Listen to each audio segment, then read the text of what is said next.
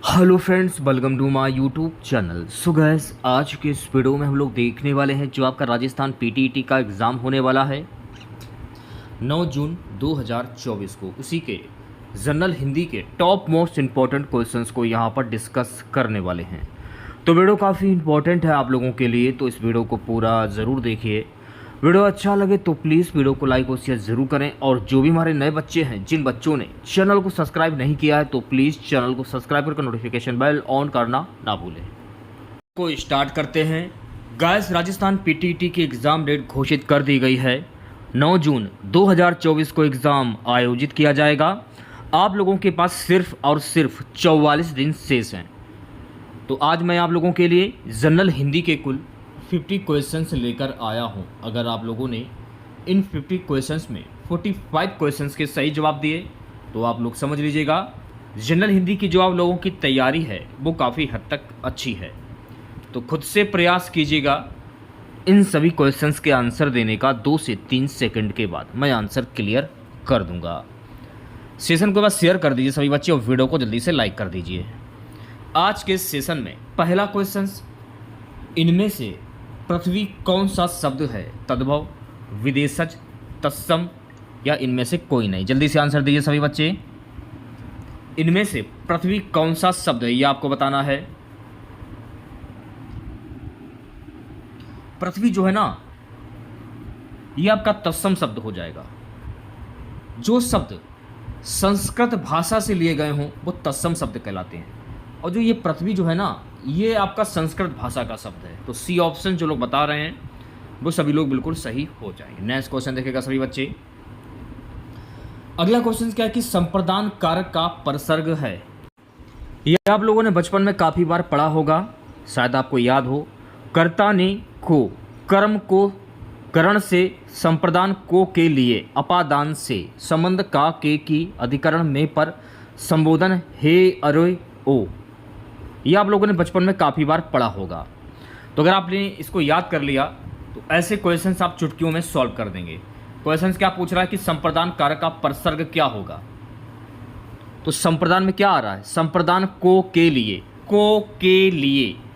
तो इसमें जो को है ना, को के लिए, को के लिए, तो डी ऑप्शन जो है आपका ये बिल्कुल करेक्ट हो जाएगा। ठीक है, के लिए आ रहा है, संप्रदान को के लिए आ रहा है, तो डी ऑप्शन सही हो जाएगा। नेक्स्ट क्वेश्चन देखेगा। मैं चित्र बना रहा हूं, वाक्य में कौन सा काल होगा? भविष्य, भूत, अनिश्चित, वर्तमान। मैं चित्र बना रहा हूं, तो चित्र आप बना रहे हैं ना, तो प्रेजेंट में आप चित्र बना रहे हैं, ना कि आप चित्र बना चुके हैं। यानी मैं चित्र बना रहा हूं, तो वर्तमान में चित्र बना रहे हैं, तो डी ऑप्शन जो है आपका करेक्ट हो जाएगा। क्वेश्चंस को शॉर्ट ट्रिक के माध्यम से सॉल्व करने की कोशिश कीजिए। अगर आप परिभाषा, नियम याद करने लगे तो आप क्वेश्चंस कभी भी नहीं कर पाएंगे। समय की अगर हम बात करें, सिर्फ और सिर्फ 44 दिन शेष बचे हुए हैं। अगर आप जीरो से भी शुरुआत करते हैं ना, तो भी आप अपनी तैयारी अच्छे से कर सकते हैं। प्लेलिस्ट मैंने बना दी है, चैनल की प्लेलिस्ट में जाइए, वहाँ पर आपको सारी क्लासेस मिल जाएंगी। अगला क्वेश्चन क्या है? आलू किस भाषा का शब्द है? मैं आपको वही पढ़ा रहा हूँ जो कि आपके पेपर में सबसे ज़्यादा बार क्वेश्चंस पूछे गए हैं। मैं आपको वही पढ़ा रहा हूँ, ऐसा नहीं कि उल्टा सीधा मैं पढ़ाऊँ। छोटा सा वीडियो रहता है और उस छोटे से वीडियो में काफ़ी कुछ सीखने को आपको मिलता है। अच्छे से मैं आपको समझाता हूँ। आलू किस भाषा का शब्द है? पुर्तगाली, चीनी, अरबी, अंग्रेजी। कितना अच्छा क्वेश्चन है। आलू किस भाषा का शब्द है? देखिए, आलू जो है ना, ये पुर्तगाली भाषा का शब्द है, तो ए ऑप्शन जो है आपका ये बिल्कुल करेक्ट हो जाएगा। नेक्स्ट क्वेश्चन देखेगा सभी बच्चे। षटकोण वर्ण का उच्चारण स्थान क्या है? षटकोण किससे बोला जाता है? दांत, मूर्धा, तालु, कंठ।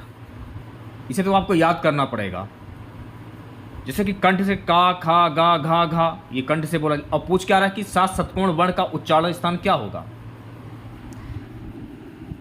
इसका उच्चारण स्थान हो जाएगा मूर्धा, यानी बी ऑप्शन जो है आपका ये बिल्कुल करेक्ट हो जाएगा। नेक्स्ट क्वेश्चन देखेगा सभी बच्चे।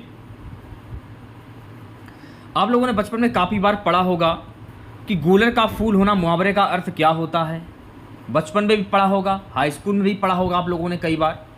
और 9th में भी पढ़ा होगा और 8th में भी पढ़ा होगा कि गूलर का फूल होना, मुहावरे का सही अर्थ क्या होता है? अति प्रसन्न होना, फूल की तरह खिलना, दुर्लभ वस्तु, सुगंधित होना। बताइए क्या आंसर होगा? गूलर का फूल होना, मुहावरे का सही अर्थ क्या होगा? तो गूलर का फूल होना यानी कि दुर्लभ वस्तु। सी ऑप्शन जो लोग बता रहे हैं वो बच्चे बिल्कुल करेक्ट हो जाएंगे। ठीक, अगला क्वेश्चन देखेगा।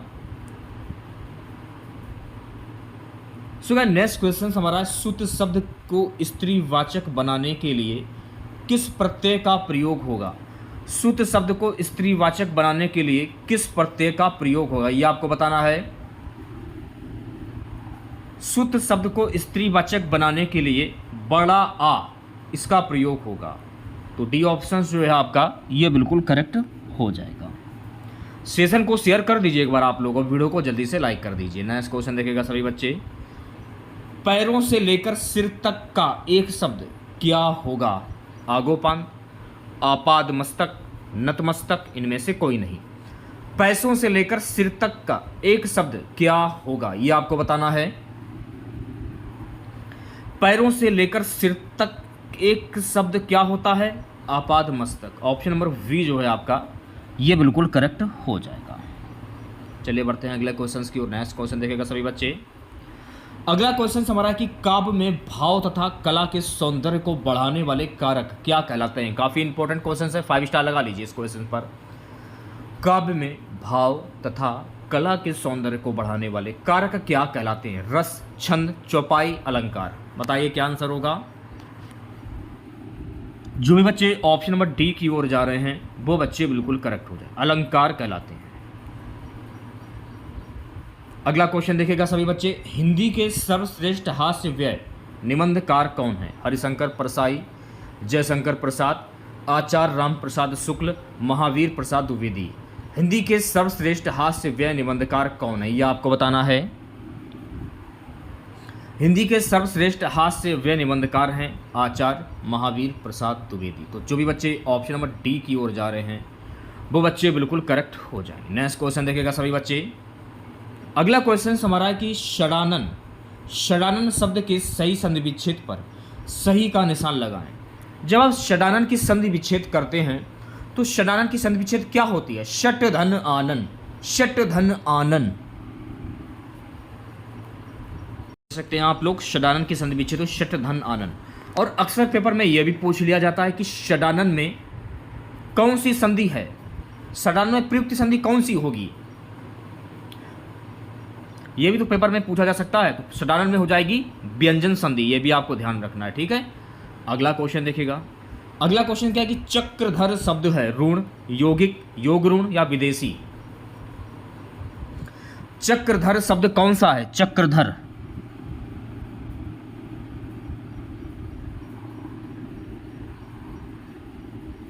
चक्रधर जो है ना ये योग ऋण शब्द हो जाएगा। सी ऑप्शन करेक्ट हो जाएगा। वे शब्द जो यौगिक तो होते हैं परंतु जिनका ऋण विशेष अर्थ हो जाता है वो योग ऋण शब्द कहलाते हैं, यह आपको ध्यान रखना है। ठीक है, चलिए बढ़ते हैं अगले क्वेश्चन की ओर। निम्नलिखित में से अनिश्चयवाचक सर्वनाम है कुछ कौन? यह क्या? अनिश्चयवाचक सर्वनाम, तो देखिए इसमें कुछ है ना, कुछ में कौन भी आ जाता है, यह भी आ जाता है और क्या भी आ जाता है। कुछ तो ऐसा हुआ है इससे उसकी मृत्यु हुई है, यानी कि आप आइडिया लगा रहे हैं कि कुछ तो हुआ है, ऐसा हुआ है। कौन मरा है? कुछ तो हुआ जो कौन मरा है। तो कुछ में सारे शब्द आ जाते हैं, तो इसमें हो जाएगा अनिश्चयवाचक सर्वनाम कुछ में। तो ए ऑप्शन करेक्ट हो जाएगा। ठीक, अगला क्वेश्चन देखेगा। संबंध बोधक अव्यय किसके साथ प्रयुक्त होता है? संज्ञा अथवा सर्वनाम के, विशेषण के, क्रिया के या काल के? संबंध बोधक अव्यय किसके साथ प्रयुक्त होते हैं यह आपको बताना है। तो देखिए संबंध बोधक अव्यय जो है ना संज्ञा अथवा सर्वनाम के साथ प्रयुक्त होते हैं। तो जो भी बच्चे ऑप्शन नंबर ए की ओर जा रहे हैं वो बच्चे बिल्कुल करेक्ट हो जाए। नेक्स्ट क्वेश्चन देखेगा सभी बच्चे। अगला क्वेश्चन क्या है? स्थायी भाव को जगाने और उद्दीप्त करने वाला कारक है आलंबन, उद्दीपन, विभाव, अनुभाव। स्थायी भाव को जगाने और उद्दीप्त करने वाला कारक है, यह आपको बताना है। सेशन को शेयर कर दीजिए सभी बच्चे और वीडियो को जल्दी से लाइक कर दीजिए। तो जो भी बच्चे ऑप्शन नंबर सी की ओर जा रहे हैं वो बच्चे बिल्कुल करेक्ट हो जाएंगे। स्थायी भाव को जगाने और उद्दीप्त करने वाला कारक कहलाता है विभाव। C option correct. Guys next question, ज्यों ज्यों निहारिये नेरे हैं न नाही त्यों त्यों खरी निकरे सा निकाई, पंक्ति में कौन सा अलंकार है? उपमा, रूपक, अनुप्रास या पुनरुक्ति? ज्यों ज्यों निहारे नेरे हैं न नहाई त्यों त्यों खरी निकरे सा निकाई, पंक्ति में कौन सा अलंकार है? इसमें हो जाएगा पुनरुक्ति अलंकार, यानी डी ऑप्शन जो लोग बता रहे हैं वो बच्चे बिल्कुल करेक्ट हो जाएंगे। अगला क्वेश्चन देखिएगा सभी बच्चे, इनमें से कौन सा शब्द शुद्ध है? तो इसमें देखिए आपको शुद्ध शब्द की पहचान करनी है। वैसे तो ये वाला तो गलत हो जाएगा। उज्ज्वल में डबल जा जो होगा वो आधा होगा, ये तो गलत हो। दीपक, दीपक में बड़ी ई की मात्रा होगी, ये भी गलत हो जाएगा। मूर्ति, मूर्ति में बड़ी ई की मात्रा होगी, ये भी गलत हो जाएगा। तो आंसर क्या हो जाएगा? ऑप्शन नंबर डी, इनमें से कोई नहीं। अगला क्वेश्चन देखिएगा, निम्नांकित एक शब्द में उपसर्ग नहीं लगा है, अतिक्रमण, प्रतिक्षण, सुगम, दर्शन होती। निम्नांकित एक शब्द में उपसर्ग नहीं लगा है, किसमें उपसर्ग नहीं लगा है? दर्शन होती, इसमें उपसर्ग नहीं लगा है। डी ऑप्शन करेक्ट हो जाएगा। सो गाइस नेक्स्ट क्वेश्चन देखिएगा, दृश्य काव्य के अंतर्गत आते हैं नाटक और प्रहसन, नाटक और कहानी, नाटक और व्यय, प्रहसन और कहानी। दृश्य काव्य के अंतर्गत क्या आते हैं ये आपको बताना है। दृश्य काव्य के अंतर्गत आते हैं नाटक और प्रहसन। तो ए ऑप्शन जो लोग बता रहे हैं वो बच्चे बिल्कुल करेक्ट हो जाएंगे। ठीक, अगला क्वेश्चन देखिएगा, ये जो आप चिन्ह देख रहे हैं ना, ये चिन्ह किसका है? लाघव चिन्ह, पुनरुक्ति बोध चिन्ह, आदेश चिन्ह या हंस पद? ये चिन्ह किसका है ये आपको बताना है। ये क्वेश्चन काफ़ी इंपॉर्टेंट है, इस चिन्ह को आप अच्छे से माइंड में फिट कर लीजिए, पेपर में पूछा जा सकता है। ये जो चिन्ह आप लोग देख रहे हैं ना, इसको कहते हैं पुनरुक्ति बोध चिन्ह, यानी बी ऑप्शन जो है आपका ये बिल्कुल करेक्ट हो जाएगा। ठीक, अगला क्वेश्चन देखेगा सभी बच्चे। अगला क्वेश्चन क्या है कि प्रकृति के सुकुमार कवि कहे जाते हैं? सूर्यकांत त्रिपाठी निराला, सुमित्रा नंदन पंत, जयशंकर प्रसाद, कबीर। प्रकृति के सुकुमार कवि कहे जाते हैं, जल्दी से आंसर दीजिए सभी बच्चे। प्रकृति के सुकुमार कवि किन्हें कहा जाता है? देखिए प्रकृति के सुकुमार कवि सुमित्रा नंदन पंत को कहा जाता है। तो ऑप्शन नंबर वी जो है आपका ये बिल्कुल करेक्ट हो जाएगा।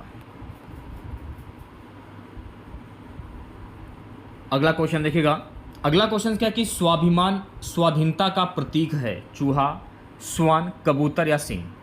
स्वाभिमान स्वाधीनता का प्रतीक है, तो स्वाभिमान स्वाधीनता ये किसका प्रतीक है? ये जो प्रतीक है ना, सिंह का प्रतीक है।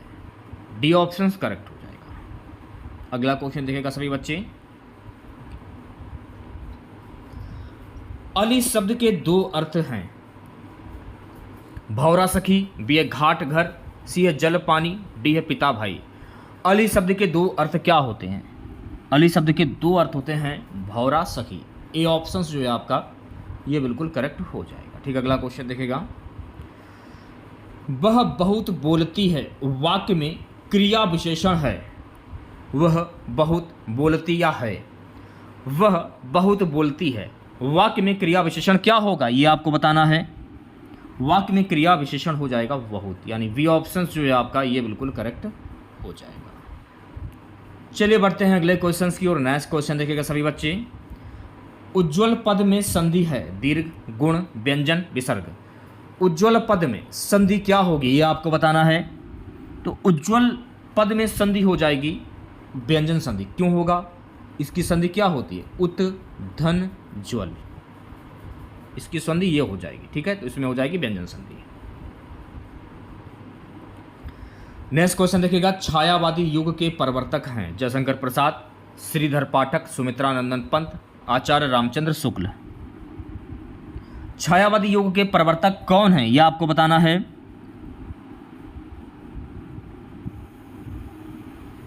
तो जो भी बच्चे ऑप्शन नंबर ए की ओर जा रहे हैं वो बच्चे बिल्कुल करेक्ट हो जाएंगे। अब देखिए यहाँ पर आपको एक बात और ध्यान में रखनी है कि जयशंकर प्रसाद जो थे ना, इनकी प्रथम रचना झरना थी और यहीं से छायावाद युग का प्रारंभ माना जाता है, ये भी आपको ध्यान रखना है। ठीक है, नेक्स्ट क्वेश्चन देखिएगा, पावक शब्द उदाहरण है पावक संधि विच्छेद क्या होगी? पौ धन अक, पो धन अक, दीर्घ स्वर संधि, गुण स्वर संधि, वृद्धि स्वर संधि, अयादि स्वर संधि। ये काफ़ी ट्रेंड में क्वेश्चन रहता है और अक्सर सभी परीक्षाओं में ये क्वेश्चन पूछा जाता है। हाईलाइट क्वेश्चन है, इसे आप याद कर लीजिए। तो पावक में कौन सी संधि होगी? पावक में हो जाएगी अयादि स्वर संधि, यानी डी ऑप्शन जो है आपका ये बिल्कुल करेक्ट हो जाएगा। नेक्स्ट क्वेश्चन देखिएगा सभी बच्चे। सामान्यतः काव्य के कुल कितने भेद बताए गए हैं? 1, 2, 3 या 4?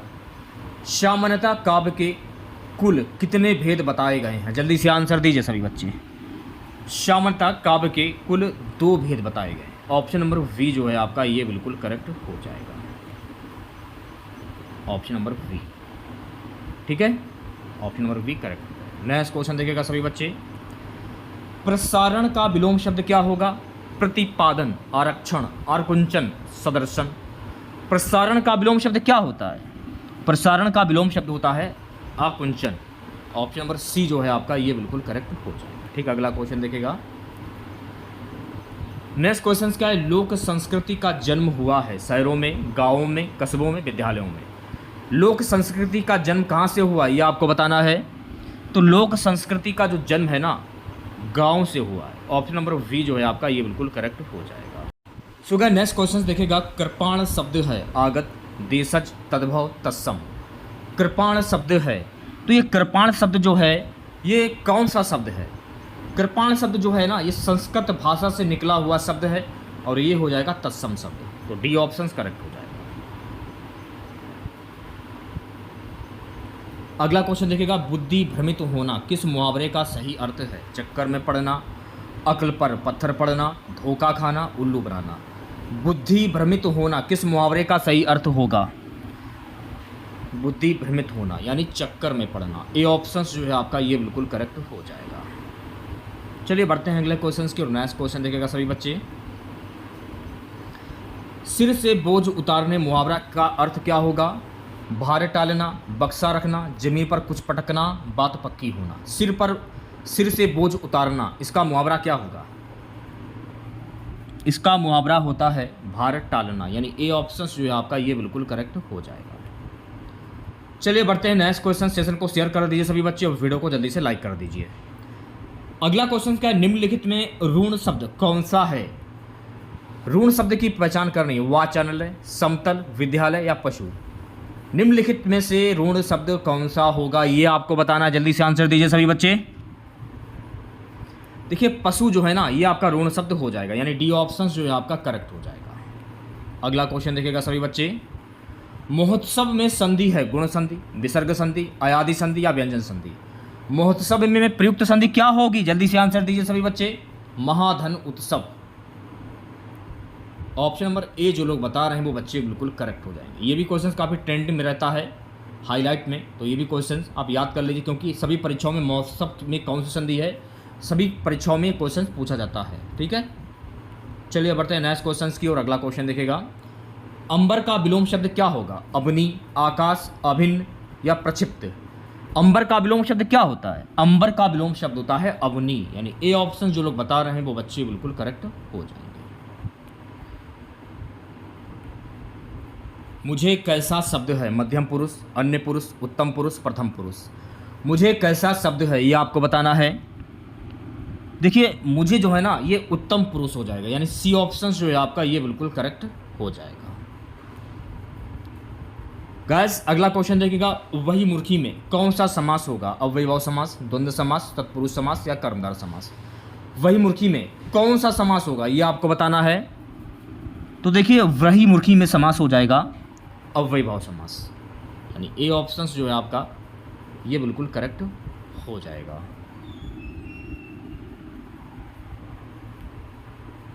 अगला क्वेश्चन देखिएगा सभी बच्चे। सूरदास की साहित्यिक भाषा कौन सी है? ब्रजभाषा, अवधी, भोजपुरी, मैथिली।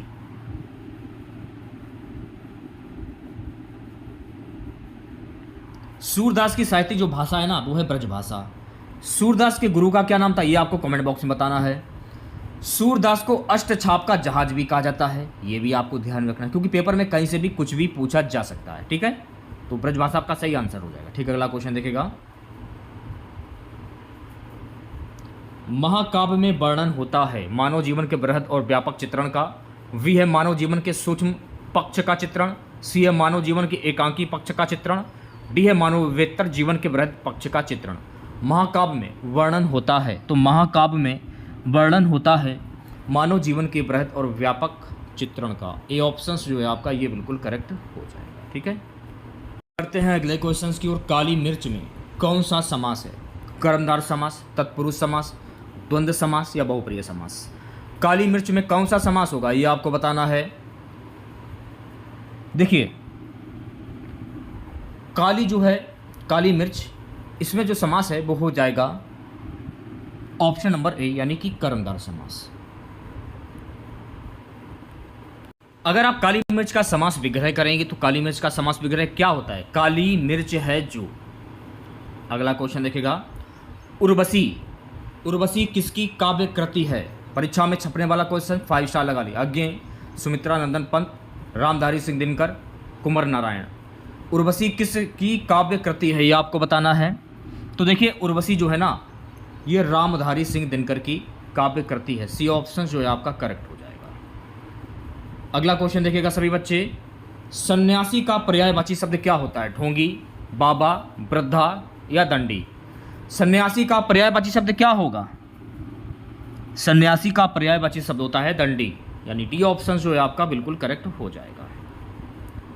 गाइस, अगला क्वेश्चन देखेगा, अद्भुत रस का स्थायी भाव क्या है? जुगुस्सा, विस्मय, भय या उत्साह? अद्भुत रस का स्थायी भाव क्या होगा? जल्दी से आंसर दीजिए सभी बच्चे।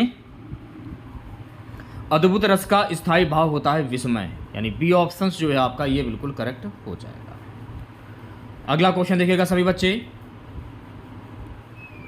निम्नलिखित में से कौन सा कवि भक्ति काल का नहीं है? ईश्वरदास, नाभादास, मतीराम, रहीम? कौन सा कवि भक्ति काल का नहीं है?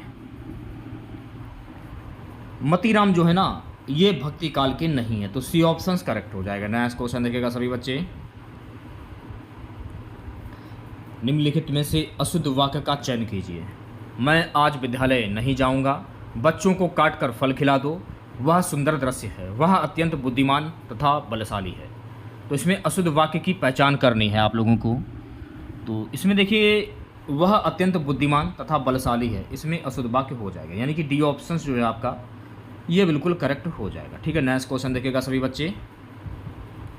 अगला क्वेश्चन क्या कि कारवा किस विधा की रचना है? नाटक, कहानी, उपन्यास, एकांकी? कारवा किस विधा की रचना है? देखिए, कारवा जो है ना, ये एकांकी विधा की रचना है। तो जो भी बच्चे ऑप्शन नंबर डी की ओर जा रहे हैं वो बच्चे बिल्कुल करेक्ट हो जाएंगे। ठीक है, नेक्स्ट क्वेश्चन देखेगा, हम बात करेंगे अगले क्वेश्चन की। नेक्स्ट क्वेश्चन हमारा निम्नलिखित में से संयुक्त वाक्य का चयन कीजिए।